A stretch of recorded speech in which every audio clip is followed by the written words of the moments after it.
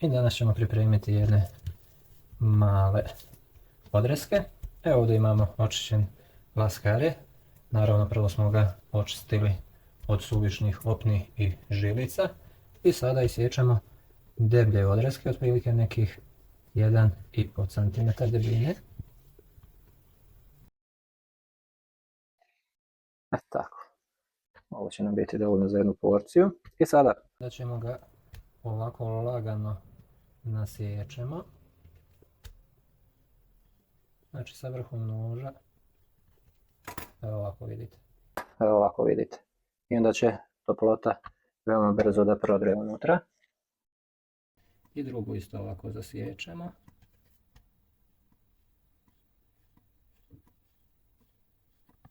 I tako drugu stranu. Znači poželjno da imate oštar nož da biste ovo radili. Ovo nije obavezno, ali ovako će se šnicla veoma brzo ispržiti. Sada ćemo naše meso začiniti. Malo soli. Jedna druga strana. I malo bibera.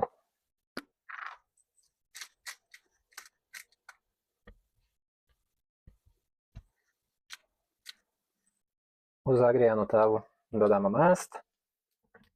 Kada se mast otopila, dodajemo šnicu. Uvijek kada meso dodajemo u tavu, dodajemo od sebe tamo, da ne bi slučajno prsnulo na nas. Znači, nikad prema sebi, nego uvijek od sebe. Pržimo jednu i drugu stranu otprilike po 2 minute.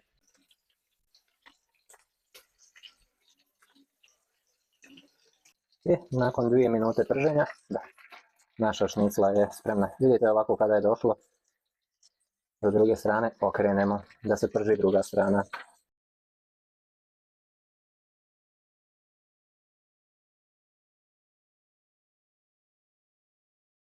Ali da bi nam se sir otopio, stavit ćemo poklopac da se od toplote i od pare sir otopi. U zagrijanu šerpicu stavimo maslac da se topi. U maslac dodamo malo granula bijelog luka.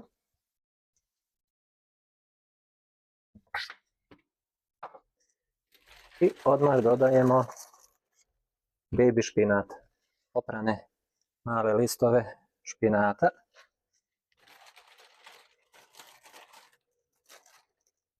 Da se prži na maslacu. Direktno ovako na maslacu da se prži.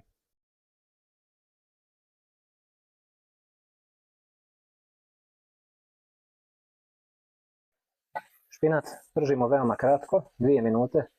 Pržimo ga ovako na maslacu. Prekrasan miris maslaca, daće taj mliječni ukus i sjaj. Mala daška bijelog luka daće dodatni ukus, dodat ćemo samo malo soli, bibera i naš prilog je gotov. Znači špinac se prži veoma kratko ili kuva veoma kratko ako želite kuvani 2 minute, na taj način će sačuvati sve svoje nutritivne vrijednosti. Znači dovoljno je 2 minute za ovako mladi špinat da se toplotno obradi. Dodamo malo soli, malo bibera,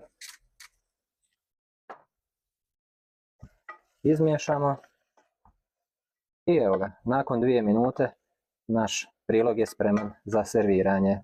Serviramo špinat. Ovaj put sam se odlučio samo da serviram špinat, vi možete poslužiti koji god prilog želite. Meni se danas jeo špinat pa sam se zato ovako odlučio, pogotovo ova varijanta samo kratko prže na maslacu. Zaista sjajna kombinacija vitamina, minerala. I evo, pogledajte kako je ovo zaista prekrasno. Lagano ćemo, nećemo pritisnuti da ne bi nam se sir zalijepio, nego ćemo samo odozdo da podignemo.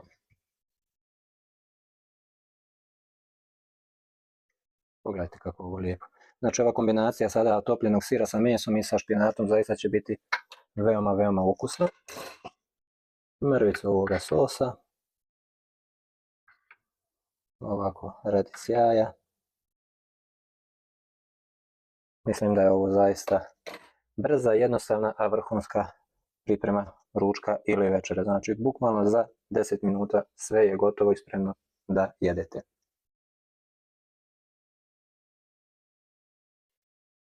U današnje vrijeme kada svi žurimo i jurimo negdje, kada nemamo vremena da se kvalitetno hranimo, svi nekako posežemo za brzom hranom, ali evo vidjeli ste ovu varijantu, ne trebamo juriti ka brzoj hrani.